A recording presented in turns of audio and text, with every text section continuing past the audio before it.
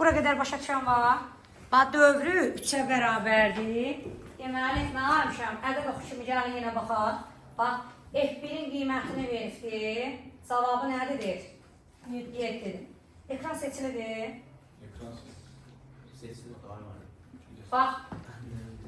Yaxşı.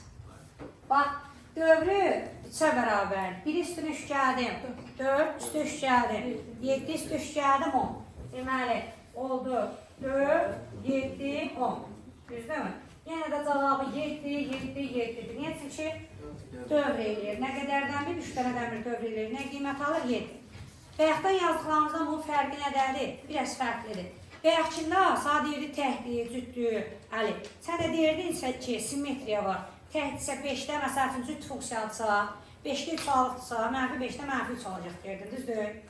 Sonra deyirdin ki, cüddürsə, 5-də 8 alıqdırsa, mənfi 5-də də 8 alacaq. Niyə cüddür? Amma bu demir. Təhdir, cüddür söhbət eləmir. Eləmirsə, həmən dövr eləyiliyə gedirsən, simmetriyasız. Bax, deməli, biz mənfiyə getməliyəm, daş olur. Dövrüm 3-ə bərabərdir də. 3 dənə addım atdıq bu üzə, gəldi yara. Yenə cavabı nədir? 7-dir. Sonra yenə dövr elədim, 3 dənə dövr elədim, gəldim ara. Mənfi 5-ə çox danışam, cavabı tapmışam 7-dir. Deməli, təhcüd demir. Təhcüd demirsə, simmetriya yoxdur. Simmetriya olmadığına görə cavabları yazıram yerinə də gedir. Bərabərdir. Bax, bu 4 olduğu kimi qalır. F10'da cavabı 7'dir. 7'yə vururam, çıxaq 3 vuraq. F-5'də cavabı yenə 7'dir. 4 dənə 7'dən 3 dənə 7'ni çıxıram.